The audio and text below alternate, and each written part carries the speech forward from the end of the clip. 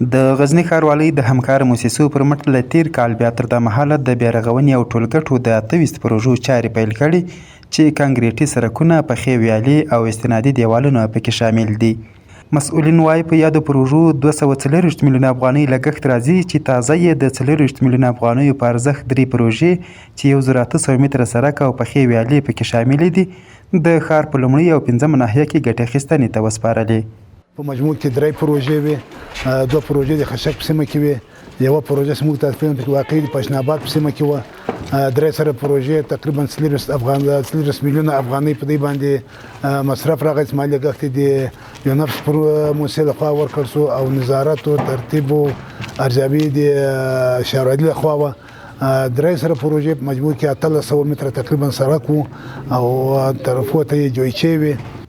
په یادو پروژو کې سلګونه کسانو ته د کاري بوختیا ترڅنګ د هغو خراب او کلیوالي لارو بڼه هم بدله شوې چې په تیر کې اوسېدونکي له ګڼو ستونزو سره مخ وو. پښتون آباد یو داسې کلی ده چې د غزني ښار ته ډېر نږدې دی، یعنې ولایت له مقامه تقریبا 3 کیلومتره فاصله لري. په دې 22 کاله کې هېڅ کومه پروژه موږ نه ده پلې سوې. اولین ځل لپاره ده چې دا پروژه د یونیف منسیې د ښاروالۍ په همغږي موږ ته پلې شوه. نو دا پروژې ته له حده زیات خوشحاله یو. پښتون آباد یوه داسې سیمه ده چې تقریبا 80% خلک مثلا مهاجر دي، یتیمان دي، کونډې دي، بېوزله خلک دي له ولسوالي او جمګو چې دې چې راغلي وو. دغه د سړک اوبه یوې خواته نه وتې، موږ به ډېر په تکلیف وو دا ټول کلیوال. اوس چې دا سړک موږ ته پوخ شو، موږ ډېر خوشحاله یو، له موسسې چې مانندو یو، له ښاروال صاحب چې یو، حتی موږ دا ټول کلیوال د دې غوښتونکي یو چې موږ ته نور هم داسې خدمت وشي.